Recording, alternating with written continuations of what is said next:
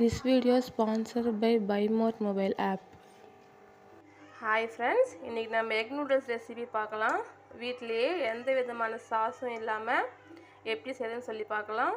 வாங்க எப்படி செய்யலாம்னு சொல்லி பார்க்கலாம். நான் இங்க ஹக்கா நூடுல்ஸை வேக வச்சிருக்கேன். இப்போ வாங்க எப்படி செய்யறதுன்னு சொல்லி பார்க்கலாம். ஒரு கடாயை வச்சு எண்ணெய் ஊற்றிக்கலாம். முட்டை பொரிக்கிறதுக்காக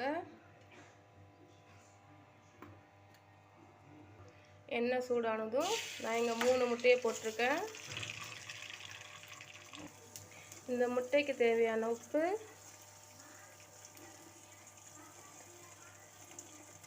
கொஞ்சம் பெப்பர் போட்டு முட்டையை வேக வச்சுக்கலாம்.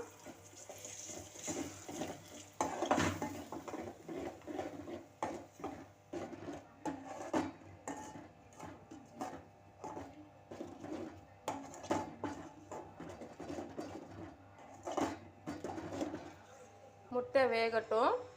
அதுக்குள்ளே நம்ம இங்கே இன்னொரு அடுப்பத்தை வச்சு கடாயை வச்சு நான் எண்ணெய் ஊற்றிருக்கேன். எண்ணெய் சூடாகட்டும். எண்ணெய் சூடானோடனே வெங்காயம்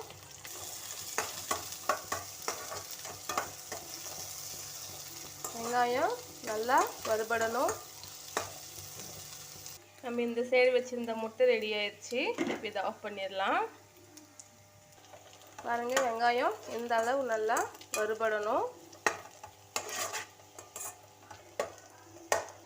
இஞ்சி பூண்டு பேஸ்ட் 1 டீஸ்பூன் போட்டிருக்கேன்.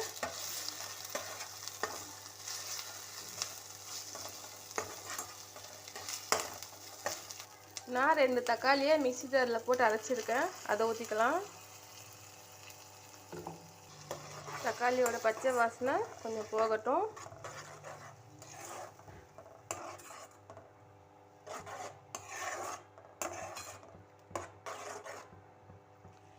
இப்போது இதில் கொஞ்சம் மஞ்சள் தூள், உங்கள் காரத்துக்கு ஏற்ற மாதிரி மிளகாய் தூள் நான் 1/4 டீஸ்பூன் சேர்த்துருக்கேன். அதே 1/2 டீஸ்பூன் மல்லித்தூள், 1/4 டீஸ்பூன் கரம் மசாலா போட்டு நல்லா பச்சை வாசனை போகிற வரைக்கும் நம்ம வதக்கி விட்டுக்கலாம். இப்போது இந்த ஸ்டேஜில் கருவேப்பிலை நல்லா வாசனை கொடுக்கும் நூடுல்ஸ்க்கு. தேவையான அளவு உப்பு, நம்ம ஏற்கனவே நூடுல்ஸ்லேயும் உப்பு சேர்த்து வேக வச்சுருக்கோம், முட்டையிலையும் உப்பு போட்டிருக்கோம், அதுக்கு ஏற்ற மாதிரி போட்டுக்கோங்க. இப்போது நாம் வேக வச்சுருக்க நூடுல்ஸ் சேர்த்துக்கலாம். நூடுல்ஸ் சேர்த்து மசாலாவோட நம்ம நல்லா மிக்ஸ் பண்ணி விட்டுக்கலாம். இப்போது நம்ம வறுத்து வச்சுருக்கிற முட்டையும் இதில் சேர்த்துக்கலாம். இப்போ பாருங்கள், நல்லா கலந்தாச்சு. இப்போது நம்ம உப்பு எல்லாம் செக் பண்ணிவிட்டு நம்ம பார்த்துக்கலாம். அவ்வளோதான். ட்ரை பண்ணி பாருங்கள் ஃப்ரெண்ட்ஸ். தேங்க்யூ.